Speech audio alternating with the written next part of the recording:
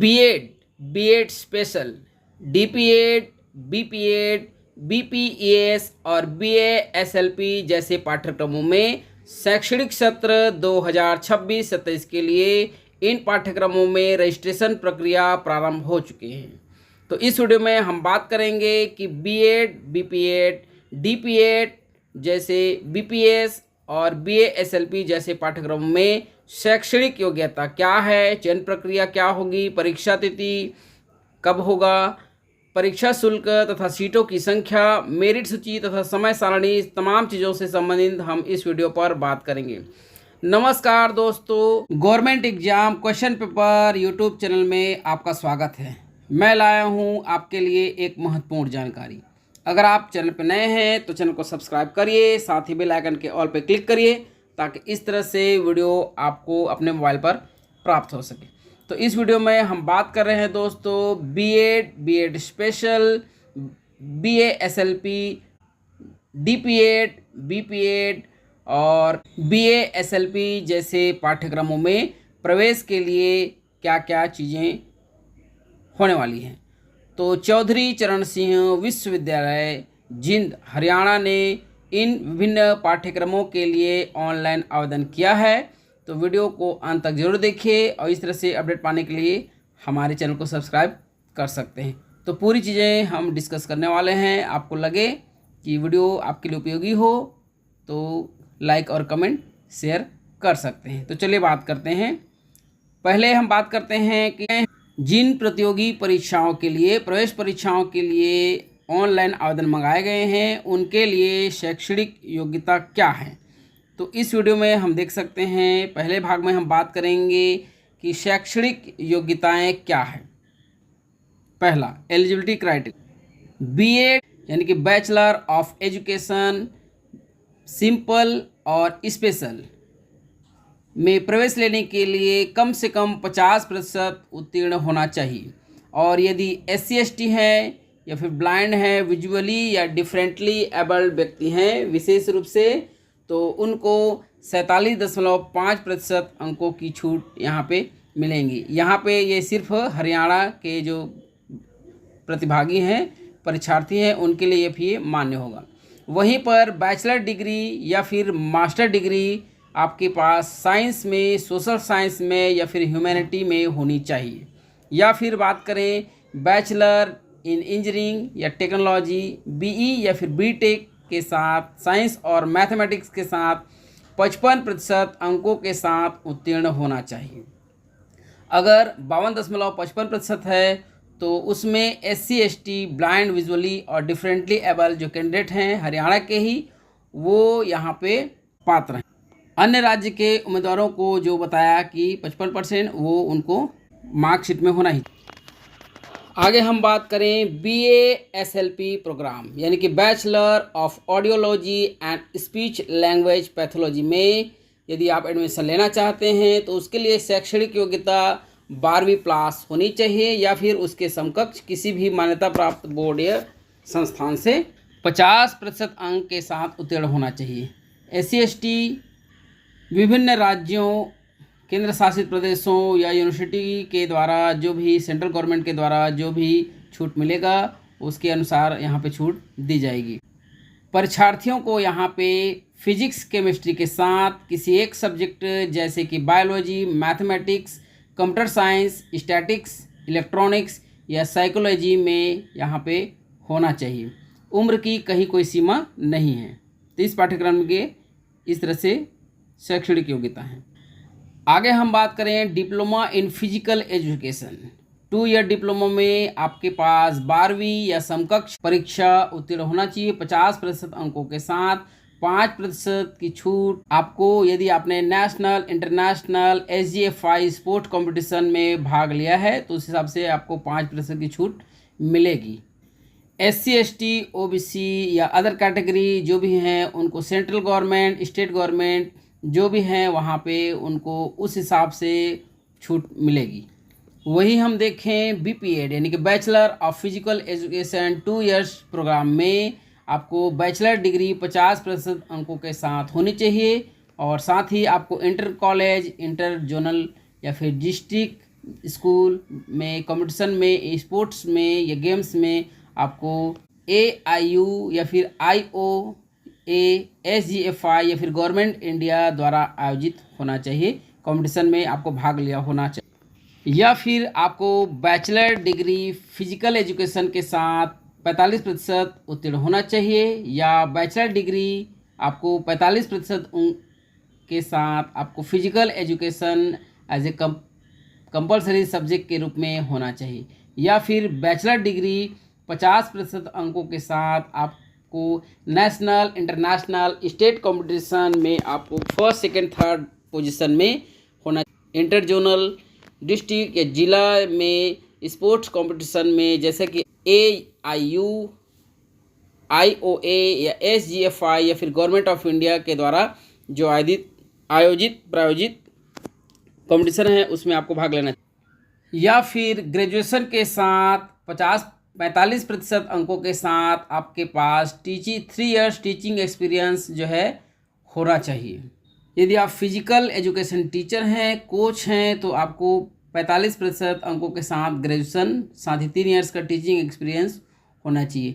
या फिर आपको साथ ही SC, ST, OBC को सेंट्रल गवर्नमेंट, स्टेट गवर्नमेंट जो भी एप्लीकेबल हो वहाँ पर जो भी छूट दिया जाता हो मार्क्स में, उस हिसाब से आपको यहाँ पे छूट दी जाएगी। अब हम बात करें BPES यानी कि bachelor of physical education and sports. दोस्तों यह भी BPED की जैसा ही कोर्स है। यहाँ पर भी इस 3 वर्ष कोर्स में आपको प्रवेश के लिए 12वीं पास या समकक्ष एग्जामिनेशन होना चाहिए। यहाँ पे भी आपको 50% अंकों के साथ उत्तीर्ण होना चाहिए। SC, ST यदि हैं हरियाणा स्टेट के ही तो उनको 47.5% जो है मान्य होगा। वहीं पे 47.5% यदि कोई ब्लाइंड पर्सन है, डिसेबिलिटी, दिव्यांग व्यक्ति, तो हेयरिंग इम्पेयर्ड व्यक्ति है, तो उनको यहाँ पे 47.5 उनको मान्य किया जाएगा। मास्टर डिग्री यदि किसी परीक्षार्थी ने मास्टर डिग्री किया हुआ है तो वहाँ पर उसके मार्क्स यहाँ पे, मास्टर डिग्री किया हुआ है बैचलर डिग्री के बाद, तो यहाँ पे उसके हायर परसेंटेज यहाँ पे काउंट किए जाएंगे। यहाँ पे दोस्तों यदि PG diploma, 1 year PG diploma यदि हैं तो उनको मास्टर डिग्री के समकक्ष नहीं माना जाएगा। दोस्तों किसी भी सब्जेक्ट में यहाँ पे एडमिशन मेरिट लिस्ट के आधार पर होगा। यदि दोस्तों किसी भी 2 या फिर अधिक परीक्षार्थियों के मार्क्स इक्वल होंगे तो इस तरह से उनको वरीयता दी जाएगी। जैसे उम्र जिनका अधिक है उनको यहाँ पे प्राथमिकता दी जाएगी। यही यदि उम्र भी बराबर है तो उनके 12वीं के मार्क्स जिनका अधिक है उनको यहाँ पे प्राथमिकता दी जाएगी। यदि 12वीं के मार्क्स भी यदि बराबर है तो उनके जिसमें 10th के जिसके मार्क्स अधिक है उनको यहाँ पे प्राथमिकता दी जाएगी। B.Ed प्रोग्राम के लिए दोस्तों प्रत्येक कॉलेज में 50% सीट साइंस, आर्ट्स और मैथ्स के लिए है। वहीं पे 50% सीट आर्ट्स, कॉमर्स ग्रुप के लिए रिजर्व। फीस की बात करें तो यहाँ पे 2 ईयर B.Ed प्रोग्राम के लिए यहाँ पे पर ईयर सेल्फ फाइनेंसिंग जो कॉलेज हैं वहाँ पे आपको 44,000 रुपये की राशि जमा करनी पड़ेगी। वहीं पर B.Ed special education 2 year programme के लिए जो self financing college of education है वहाँ पर आपको 82,500 रुपये की राशि जमा करनी पड़ेगी।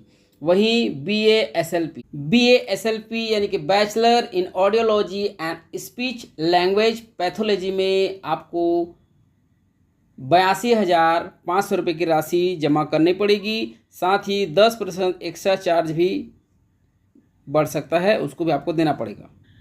वहीं आगे देखें DPA diploma in physical education 2 year programme में भी आपको जो self financing college of education है वहाँ आपको पर ईयर 25,800 रुपये की राशि जमा करनी पड़ेगी। वहीं BPA bachelor of physical education 2 year programme में आपको 44,000 रुपये पर ईयर जमा करना पड़ेगा।